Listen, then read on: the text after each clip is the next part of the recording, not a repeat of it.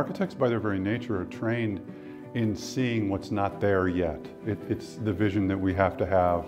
And it's a learned behavioral pattern. We're taught that. I think anyone going through the kind of rigorous schooling that we go through starts to open their eyes to things that they never would have otherwise seen. My partners we're all gifted in that regard. We have to go into a job site and see the building before it's there, and how it might be oriented, how it might move into the vertical, and how it might serve the occupants that will ultimately someday move in. And then our challenge is communicating that in either a series of drawings or renderings or movies to our client to see what we see.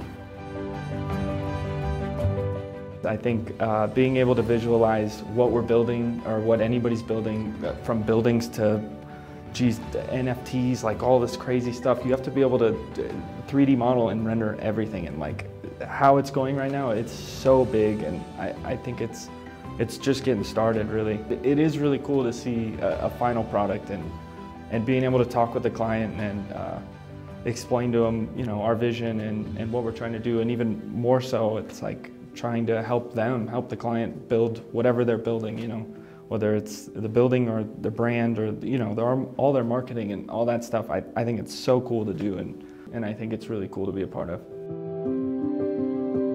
The inside of a space really is where they live every day, and that will determine half the time what kind of a day they have. If their space is awkward and uncomfortable, they have a little sense of uncomfortableness all day long, whereas if their space is inviting and exciting, they bring that to their job. They bring that excitement in, they bring that energy into their projects and their own work. And a lot of times, we've even had clients who've said to us that their entire staff upped their game as soon as they walked into their new space. They dressed more professionally, they were more excited to come to work, they showed up early.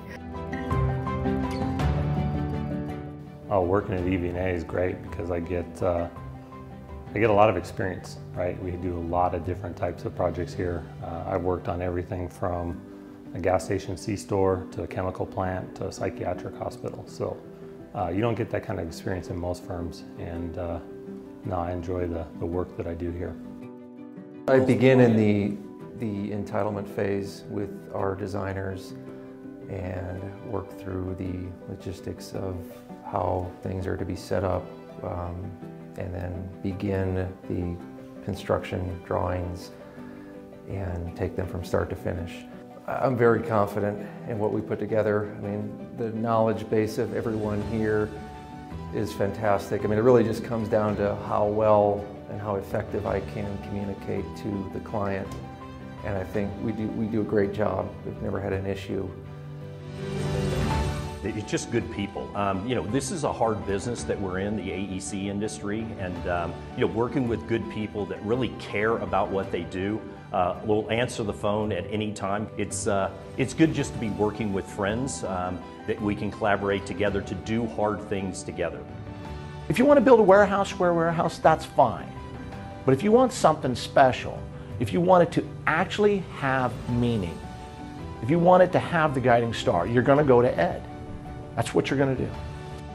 Any time of the day or night, call, text, email, boom. Immediately he's on top of it. You go with the best. Obviously, would always say EV&A, stamp of approval. I believe the children that will call the Healing Center their home don't know how much they need safe and vibrant place to live and heal in. We have so much fun working on this project together. I just can't wait for it to come to life.